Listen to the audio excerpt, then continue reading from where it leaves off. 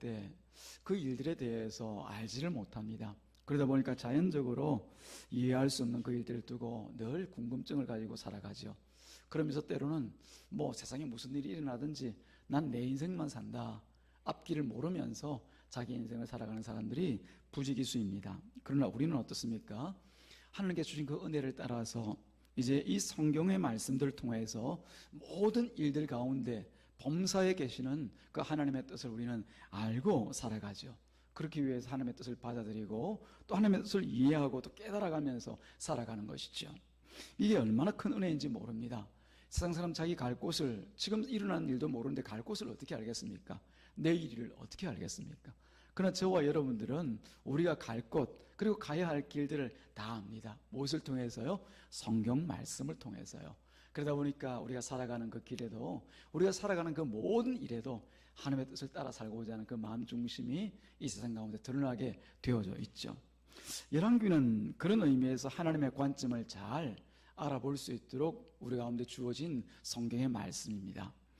이 열왕기를 통하여서 우리가 지난주 동안 2장, 3장 내용들을 살펴보면서 보았던 내용들을 보면은 솔로몬을 왕으로 세우시는 과정을 통해서도 하나님은 자신의 뜻을 세우시는, 자신의 뜻을 보여주시는 그런 일들을 감당하시는 것을 우리가 볼 수 있었습니다. 하나님께서 세우고자 하시는 그 하나님의 나라가 어떤 나라입니까? 첫 번째는 거룩한 공동체에 하나님과 함께하지 못할 것들을 제거하게 하십니다. 그 제거당하는 자들이 누구인가 보니까 왕자인 아도니아와 그리고 제사장인 아비아달, 군사령관 요압과 그리고 베냐민 지파에 속한 시므이라는 사람들이었습니다. 그런데 이 사람들에게는 공통적인 특징이 있었습니다. 첫 번째는 뭐냐면 바로 이 사람들은 하나님의 말씀을 가볍게 여기는 자들이라는 것입니다. 두 번째로는 이 사람들은 하나님께서 무엇을 말씀하셨는지 알매도 불구하고 그것을 고의로 거역하는 자들이라는 것입니다.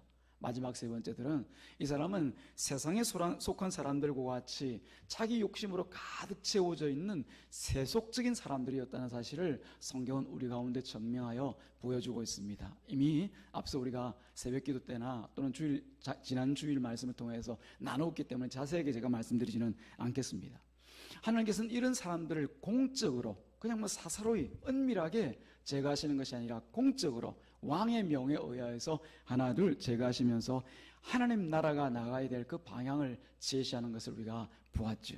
그러나 다른 한 사람, 바르실레라고 하는 사람은 그들과 달리 이스라엘 나라에서 귀히 여김을 받습니다. 이 사람이 어떤 사람이게요? 여러분 잘 알다시피 다윗이 압살롬의 난을 피하여서 이제 도망을 피난길에 오른 그런 때에 다윗을 찾아와서 진심으로 마음을 나누고 또 진심으로 그 물질을 나눈 사람이 바로 이 바르실레입니다. 그렇게 한 이유가 무엇 때문이겠습니까? 뭐 특별히 다윗과 미리 알고 지내던 사람이고 그랬을가 아니라 바로 이 다윗에게 주신 하나님의 약속을 알기 때문에 그 길에서 하나님의 헤세드, 하나님의 인자와 그 자비와 긍휼, 은혜를 나눈 것이죠. 이 사람은 바로 하나님의 약속의 말씀을 알기에 다윗을 향하여 그냥 지나치지 못하고 그 자리에서 하나님께 주시고자 하시는 마음대로 마음을 나누고 또 물질을 나누어서 그의 피난길을 도왔던 그런 사람입니다. 또 한 가지는 이 사람이 이제 그 일을 두고 칭찬하고 이제 또 예루살렘에 올라가서 나와 함께 당신이 좀 큰 자리를 누리면서 살아가자. 그럴 때 이 바르실레는 자신의 본분과 그 직분을 지켜서 저는 그냥 이 자리에 있겠습니다. 제가 이처럼 나이 들어서 뭘 어떻게 하겠습니까? 그저 옆에서 짐이나 되지 않도록 이곳에 있기를 바랍니다. 자기 자리를 분명히 알고 하나님께만 영광을 돌린 사람이 바로 바르실레입니다. 그 바르실레가 하나님께서 자녀 손손들마다 복을 주셨던 것을 성경은 기록하고 있습니다. 분명히 이스라엘 나라에 제거되어야 될 것과 또 있어야 될 것에 대해서 하나님께서 열왕기 1장 2장을 통해서 말씀하시고 가르쳐 주셨죠. 이처럼 하나님께서 보여주시는 이 이스라엘 공동체의 길에는 하나님과의 관계에 있어서 가장 중요한 게 뭔가라고 하는 것을 분명하게 말씀하고 있습니다. 제가 힘을 줘서 지금 얘기했습니다. 여러분 들리십니까? 바로 하나님의 말씀인 것이죠. 말씀을 통해서 살고 말씀을 통해서 죽는, 그게 바로 하나님 백성들의 공동체, 즉 교회라고 하는 것을 성경에서 말씀하고 있는 거죠. 그러나 이 하나님의 말씀을 따른다고 하는 것이요, 결코 쉬운 것이 아닙니다. 누구에게나 그 연약함들이 있죠. 예, 왜 없겠습니까? 그래서 그 연약함의 대표적인 인물로 하나님은 아이러니하게도 이 솔로몬을 세워서 보여주신단 말입니다. 솔로몬 같으면 그런 은혜를 경험하고 또 그런 과정을 겪었으면 오직 하나님의 말씀 따르고 쫓아야 되는데도 불구하고 말씀에 있어서 연약한 모습을 보이더라는 거예요. 누가요? 이 솔로몬이. 그것이 바로 3장에 나타나 있습니다. 그 연약함을 아시는 하나님께서 이 3장 말씀 전체를 통하여서 어떻게 이 솔로몬을 세워나가시는가, 그 신실하신 하나님이 어떻게 그 약속을 이루시는가에 대하여서 3장에 기록하고 있는 것이지요. 솔로몬은 3장 3절에서 보는 것과 같이 우리가 읽지는 않았지만 하나님을 사랑하는 그 마음은 변함이 없습니다. 하나님 사랑하지요. 또 자신의 아버지인 다윗이 자기에게 부탁한 유언처럼 유지로 남긴 네가 꼭 이 말씀을 따라 살아야 된다. 아니면 나 안 돼. 내가 그렇게 살았던 것처럼 너도 하나님의 말씀을 붙들고 쫓아서 살아야 돼. 그런 말씀을 들을 때 그 말씀을 지키고자 하는 마음, 그 유지를 따르고자 하는 그 마음이 있습니다. 그런데도 이 솔로몬이 하는 일은 그렇지가 않더라는 거예요. 1절 말씀에 있는 것과 같이 이 솔로몬이 덜컥 애굽에 있는 공주를 데려다가 자기 왕비로 삼습니다. 그 이유가 무엇 때문이겠습니까? 깊이 생각할 것 없습니다. 힘 때문이죠. 힘. 그 당시 최강국이라고 얘기할 수 있는 이 애굽 나라가 가진 그 힘을 우리도 같이 누리자는 거죠. 저 나라가 부마가 되어지면은, 저 나라의 사위 국가가 되어지면은 우리가 아무래도 애굽 때문에라도 덕을 입지 않겠나, 자기 계산이 있는 것이죠. 그래서 나라의 안위와 부강을 위해서 청약 결혼을 한 것이 바로 이 솔로몬입니다. 이유는 충분히 있죠. 우리가 그래야 살지.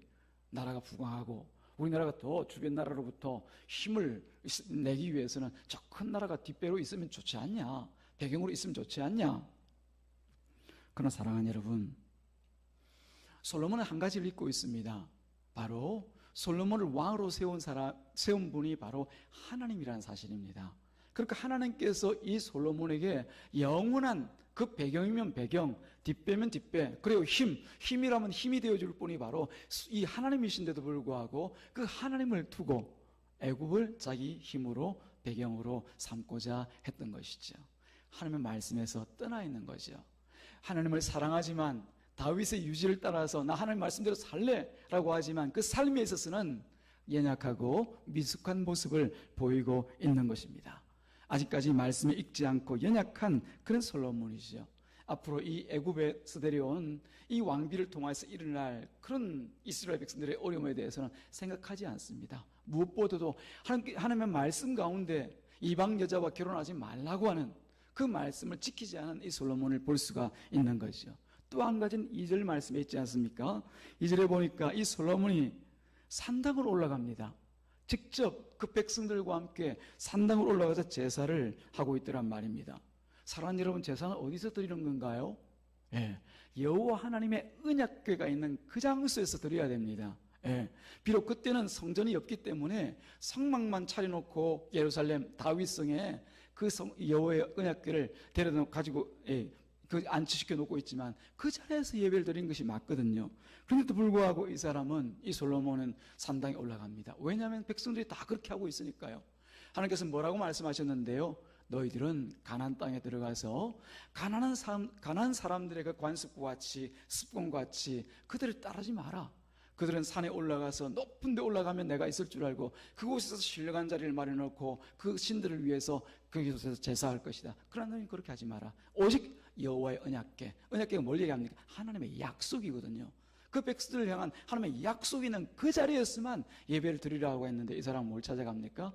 신령해 보이는, 그래서 가나안 사람들이 올라간 것처럼 이스라엘 백성들이 따라 올라간 것처럼 그 산당에 올라가서 제사 지내기를 두려워하지 않고 하더라는 겁니다. 뭐 때문에 그런 거예요?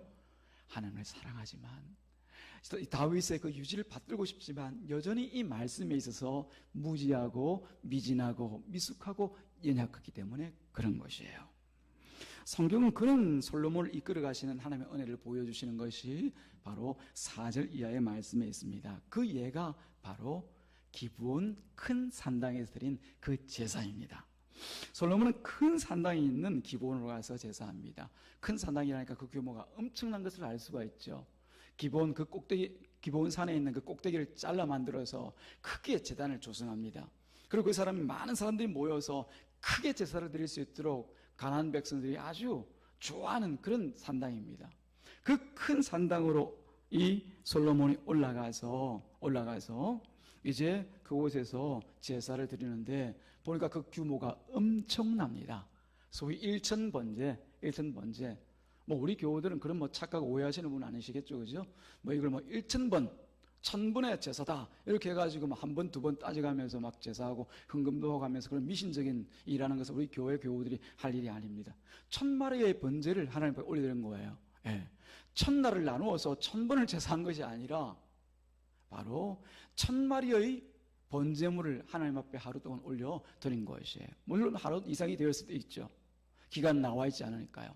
한 번의 제사를 통하여서 1000마리의 제사를 올려드린 것이죠.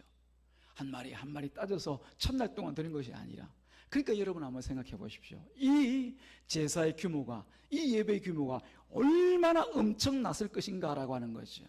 그래서 다윗성이 아니라 아마 일부러 큰 산당이 있는 기본산으로 올라갔을 거예요. 그러면서 이 1000마리 제물을 들여서 한 번에 그 큰 제단에 올려드립니다.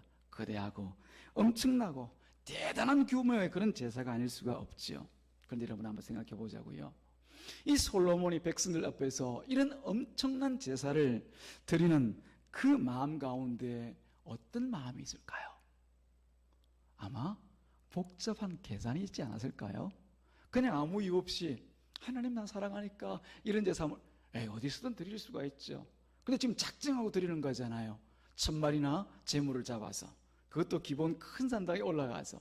계산이 있었겠죠. 왜 없었겠습니까? 어떤 계산일까요? 첫 번째, 하나님께서 자신의 그런 헌신을 보고 그런 정성과 열심을 보고서 감동하기를 바랐던 그런 계산은 아니었을까라고 하는 거죠.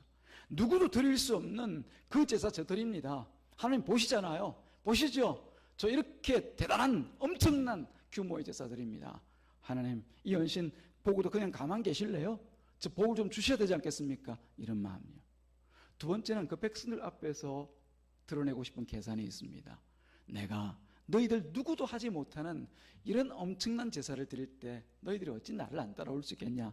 너 뭐 예배 드린다고 그래봐야 기껏 뭐 소 한 2마리 3마리 데려와가지고 예배 드리는 거, 그거 2000마리 제사에 비해서 너희들 뭐 그게 비교가 되겠냐? 나를 따르라. 너희들 나 존경할 만하지? 나 따를 만하지? 그런 거죠. 이 두 가지를 통하여서 하나님 앞에 드려지는 제사를 볼 때 하나님께서 그 제사를 온전히 받으시겠습니까? 그것이 아니죠.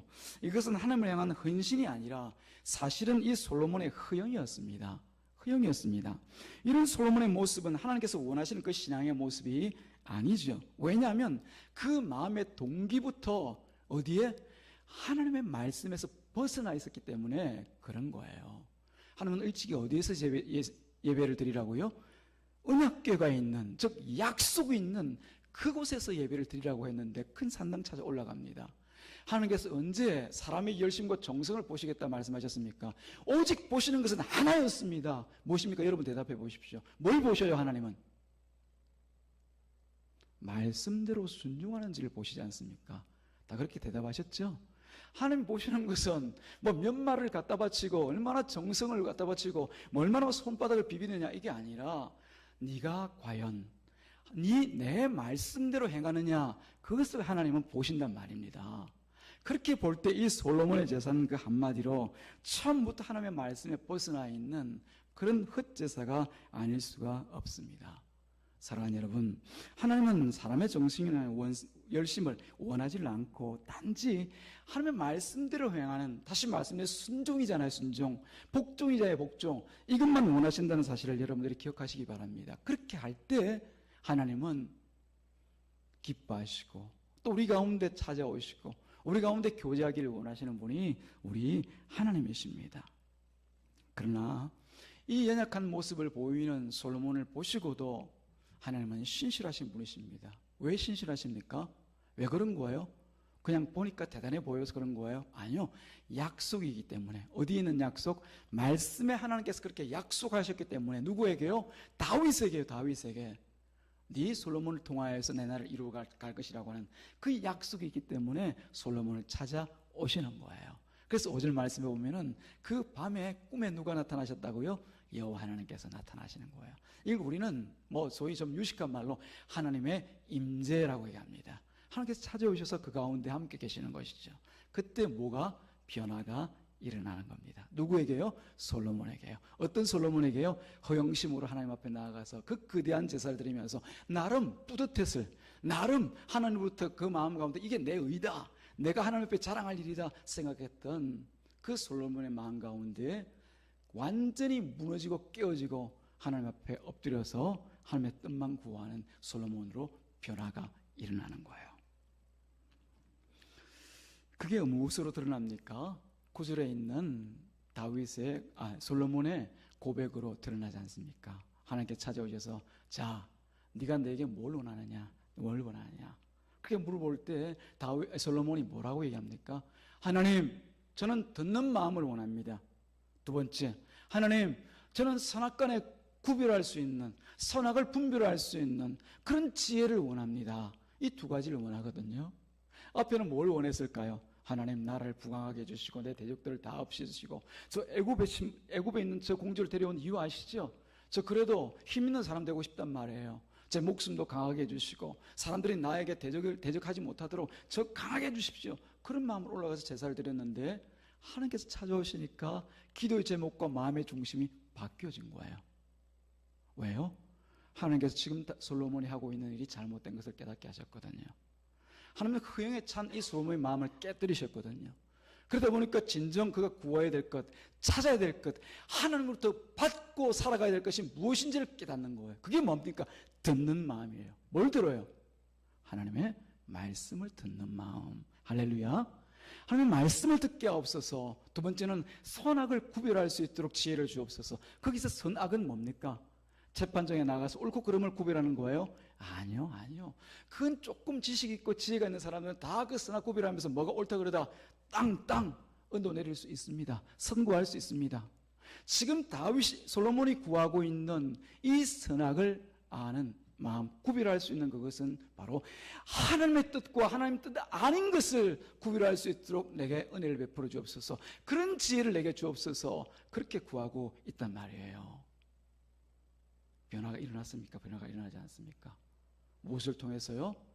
하나님께서 임재하시니까.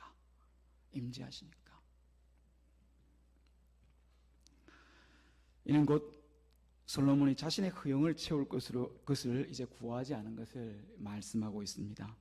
하나님께서 진정 무엇을 원하시는지를 깨닫고 그 앞에 나가서 저는 이 말씀에 미숙하고 연약한 자이오니 제가 하나님도 사랑하고 3절에서 고백한 것과 같이 우리 아버지 말을 따라서 제가 그 유지를 따라서 정말 하나님의 말씀만 듣고 그 일에 순종하며 살고 싶습니다. 근데 보니까 제가 너무나 이렇게 하나님의 말씀에 미약하고 연약하네요. 이제 주님의 말씀 듣는 마음을 주시고 그 선악을 하나님의 말씀을 구별할 수 있도록 저에게 지혜를 좀 주세요. 하나님께서 응답하시잖아요. 하나님께서 응답하시니 그 지혜를 주시겠다고 말씀하십니다. 그러면서 하나님께서 더 한 가지를 말씀하시죠. 네가 사람에게 있을 그 생명이나 부귀와 그 영광은 구하지 마라. 더 구할 필요가 없다.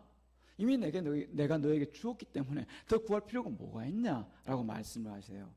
여러분 한번 생각해 보십시오. 우리가 하루를 더 살고 싶다는들 하나님께서 그 생명을 하루 연장하시겠습니까? 혹은 한 달을 혹은 1년을 2년을 몇 년을 더 살고 싶다고 하나님 앞에 부르짖고 나가서 저 더 좀 생명 좀 연장해 주세요라고 한들 하나님께서 그렇게 하시겠냐 말입니다. 우리에게 정한 생명이 있으면 그 정한 생명 동안 이 땅에서 살다가 주님께로 돌아가는 게 우리의 삶이에요. 그게 하나님의 백성이에요. 그것을 믿는 것이 하나님의 백성입니다. 우리에게 주어진 재산과 물질들, 또 내 자녀들, 내 가정, 하나님께 아무리 이렇게 되게 없어서 저렇게 하게 하여 주옵소서 말하고 구한다 하더라도 하나님의 정하신 그 범위 안에 있는 거예요. 그것을 우리가 알지 못하면 날마다 구하고 구하는 것이 주여 잘되게 하옵소서, 저 잘되게 해주시고 건강 주시고 생명 주시고, 생명 주시는데 어떻게 해요? 더 건강한 몸으로 오래오래 살 수 있도록 도와주시고, 물질도 요만큼 주시고 저만큼 주시고, 각자 또 바라는 게 다 달라요. 사람에 따라서 어떤 사람은 또 이걸 또 원하고 어떤 사람은 저런 다 각양각색의 이름으로 주님 앞에 나가 기도한단 말이에요. 그거 하지 말라는 겁니다. 하나님께서 이미 우리 수와 즉 생명과 우리에게 부귀와 우리가 받을 이 세상 가운데 이 영광들을 이미 다 정해 놓으셨기 때문에 그런 거 구하지 말고 네가 진정 구할 것은 잘 구하였다. 듣는 마음과 선악을 구별하는 그 지혜 구하였으니 그 내가 그대로 주리라. 할렐루야. 그게 바로 기본 산당에서 나타났던 하나님의 은혜예요. 은혜예요.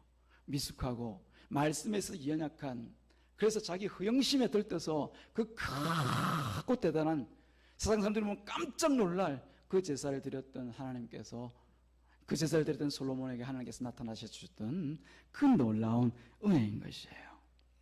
그런 하나님을 깨닫게 하시는 그 지혜를 받았는데, 그러면 그 지혜가 어떻게 드러났는가? 15절 말씀에 기록되어 있지 않습니까? 15절 말씀 다시 한번 읽어볼까요? 시작. 솔로몬이 깨어보니 꿈이더라. 이에 예루살렘에 이르러 여호와의 언약궤 앞에 서서 번제와 감사의 제물 드리고 모든 신하들을 위하여 잔치하였더라. 여러분, 기본 산당에서 제사를 지내는데 하나님을 만났어요. 솔로몬이 얼마나 기쁠까요? 아니 뭐 내용은 다 차치하고 그냥 얼마나 기뻤을까요? 그럼 그 자리에서 어떻게 제사를 드리겠습니까? 보통 우리가 상식적으로 얘기하자면, 야, 1000마리 드리니까 하나님께서 내게 나타나시더라. 할렐루야. 이번엔 2000마리다. 2000마리. 2000번제로 가자. 자, 2000마리 소 데리고 와. 아마 그 기본 산당 떠나지 않고 거기서 계속 제사했을 거예요. 그런데 하나님을 만나고 나니까, 그 마음의 변화가 있고 나니까, 하나님께서 뭘 원하신지를 아니까 어디로 갑니까? 예루살렘으로 가요. 왜? 그 예루살렘에는, 그 다윗성에는 하나님의 언약궤가 있거든요. 그렇죠? 그 언약궤 앞에서 예배를 드린단 말입니다. 변화가 일어난 겁니다. 그래서 15절 말씀 보니까, 이에 예루살렘에 이르러 여호와의 언약궤 앞에 서서 번제와 감사의 제물을 드렸더라. 변화가 일어난 거예요. 1000마리, 2000마리가 아니라 크고 엄청난 웅장한 그런 예배가 아니라 마음을 다하여서 그 말씀을 의지하여서 하나님 앞에 예배 드리더라 말입니다. 이 말씀을 여러분들이 잘 이해를 하시기 바랍니다.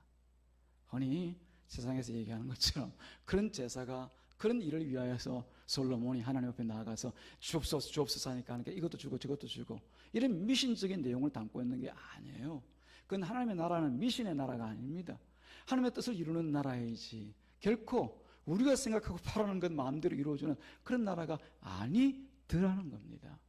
그럼 이제 하나님께서 솔로몬에게 지혜를 주셨으면 그 지혜가 어떤 지혜인가를 이제 말씀하실 순서입니다.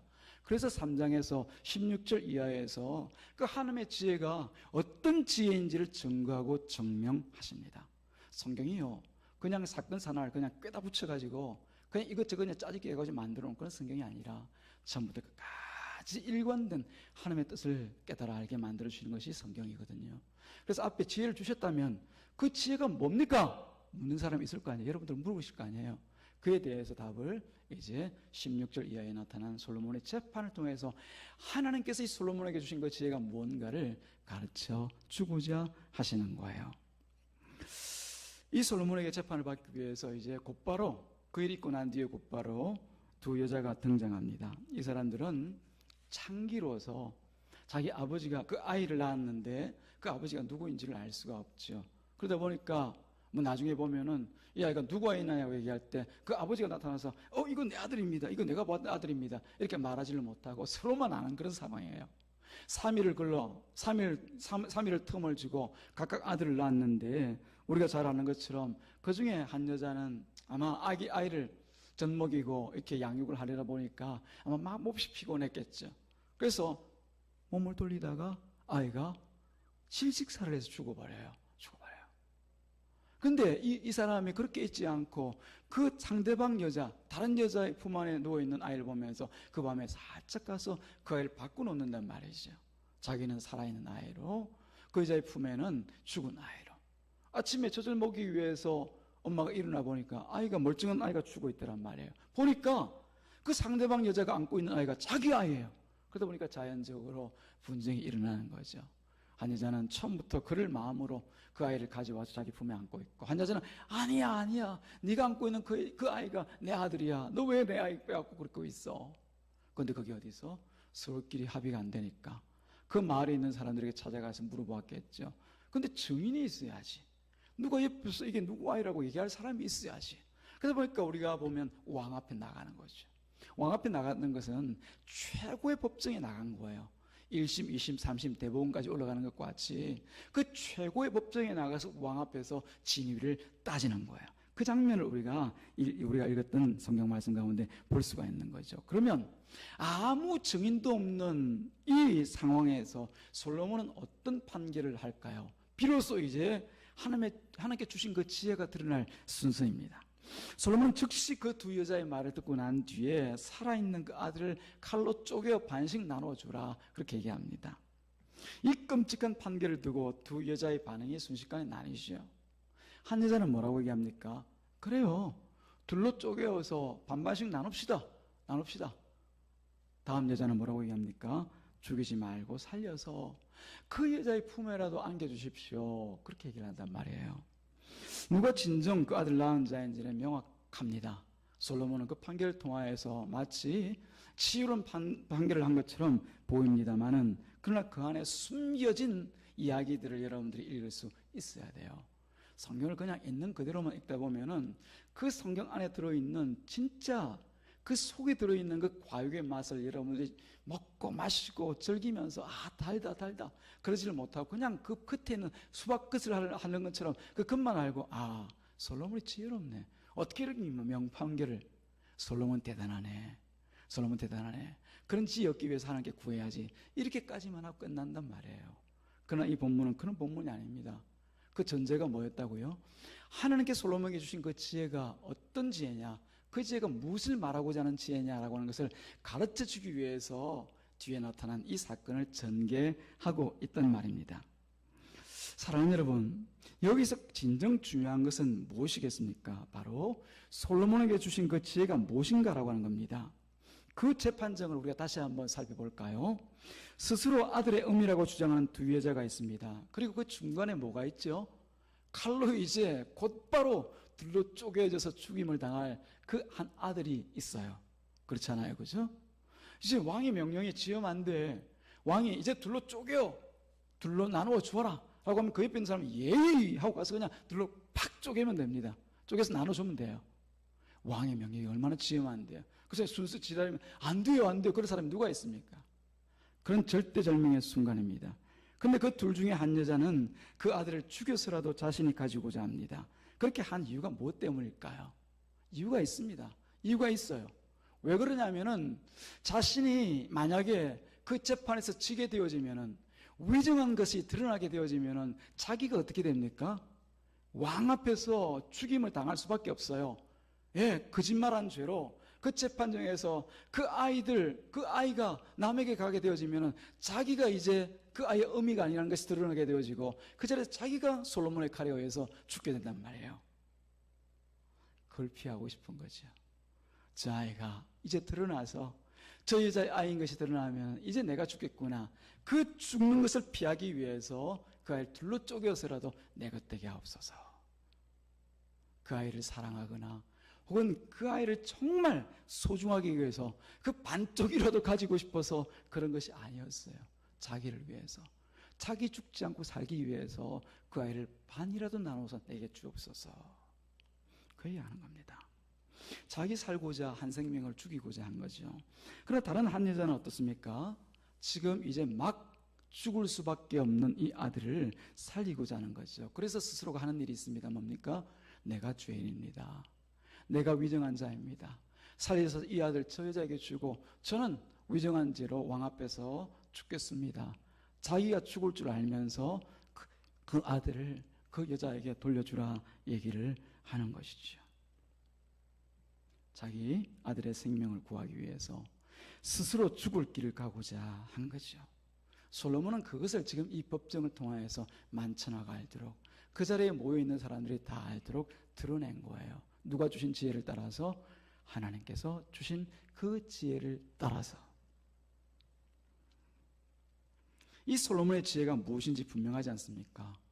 이 솔로몬에게 주신 그 지혜는 바로 자기를 위해서 죽을 생명을 죽이고자 하는 자와 자기를 희생하여서 죽을 생명을 살리고자 하는 그 자를 구별하게 하는 것이 바로 이 솔로몬에게 주신 지혜입니다.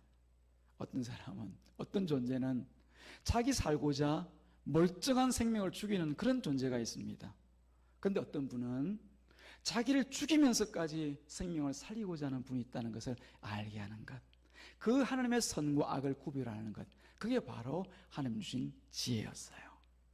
이것은 곧 죽을 우리 생명을 위해서, 우리 생명을 구원하기 위해서 오실 그 메시아를 미리 보여주는 그 지혜라고 볼 수가 있는 거죠. 바로 십자가에서 우리와 같은 죄인들의 죄를 지고 죽임당하실, 친히 희생 가운데 죽임당하실 예수 그리스도에 관한 지혜를 누구를 통해서? 솔로몬에게 주신 그 지혜를 통해서 미리 보여주시고 알게 하신 것이죠. 그러므로 이 솔로몬에게 주신 하나님의 백성의 다스릴 진정한 지혜는 무엇입니까? 바로 우리와 같은 죄인을, 저 이스라엘 백성들과 같은 그 죄인들을, 솔로몬과 같은 말씀에 미약하고 연약한 자를 죽이지 않고 살리고자 하시는 그 하나님을 알게 하는 것, 그게 바로 하나님의 지혜였습니다. 자기를 위하여서 살릴 아이를 죽이고자 하는 자가 누구인지를 알게 하는 것이 바로 하나님의 지혜였습니다. 누구입니까? 바로 우리의 이전 아버지였던, 우리의 아비가 됐던 사탄이 누구인지를 알게 하는 것이 바로 하나님의 지혜인 것이에요. 마냥 속어만 살지 말고, 마냥 넘어지고 실족하게 살아가지 말고, 이 두 존재가 어떤 분이고 어떤 놈인지를, 죄송합니다, 어떤 존재인지를 깨달아 알고 살아라고 하는 것이 바로 하나님의 지혜의 말씀인 것이죠. 죽을 수밖에 없는 우리 인생들을 살리고자, 오히려 자신이 희생제물이 되고자 하시는 이 하나님의 그 마음을 이스라엘 온 백성들에게 가르치고자 솔로몬에게 지혜를 주시고, 그것을 이 재판을 통하여서 드러나게 하신 것이죠. 사랑하는 여러분, 그래서 우리는요, 솔로몬의 이 판결을 두고 단지 명판결이다 고만 생각할 일은 아닙니다. 그 판결을 통해서 하나님께서 자기 백성들에게 어떤 분이신지를 보여주셨음을 알아야 됩니다. 하나님께 자신을 계시하는 이 지혜는 자기 백성의 생명을 위해서 우리 하나님께서 어떤 일을 행하실 것인지를 미리 말씀하시고 우리 가운데 이루어 주셨다라고 하는 사실, 어디에서요? 골고다 십자가 그곳에서. 어떻게 해요? 하나님의 아들이신 죄 없는 예수님께서 희생제물이 되셔서 피 흘려 죽으시면서요, 이스라엘 백성은 그런 하나님을 볼 수 있어야 합니다. 무엇을 따라서? 하나님의 지혜를 따라서. 사랑하는 여러분, 우리가 진정 이 세대를 살면서 우리 하나님의 말씀이 이 말씀을 통해서 알아야 될 분은 이 예수 그리스도입니다. 우리가 하나님의 몸된 교회 안에서 한 공동체가 되어서 생명을 누리는 그 공동체로 살아가기 위해서 우리가 진정 알아야 될 것은 바로 말씀 가운데, 지혜 가운데, 우리 가운데 미리 약속하신 이 예수 그리스도입니다. 이미 죽은 것 같은 나를 살리시고, 이미 죽었죠. 우리는 죽은 우리를 살리시고 스스로 죽고자 하신 그 예수님을 알고 그 예수님을 따라 살아가는 것이 바로 우리 교회요, 우리 신자들의 삶입니다.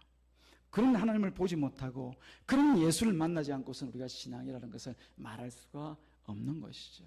열심이면 된다고요? 정성이면 된다고요? 아니요. 말씀 없는 열심, 말씀 떠난 정성, 그것은 미신입니다. 사랑하는 여러분, 우리 신과 우리 중심이 진정 이 하나님의 말씀 안에 있는지를 날마다 살펴나가는 그런 복된 교회, 우리 성도들 다 되시기를 주님의 이름으로 축복합니다.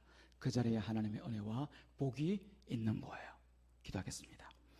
하나님 아버지, 감사합니다. 오늘도 주님께서 우리를 불러 예배케 하시고 또 말씀 가운데 계신 우리 하나님을 증거하여 깨달아 알고 아멘하게 하시니 감사합니다. 우리가 이와 같이 하나님의 지혜를 따라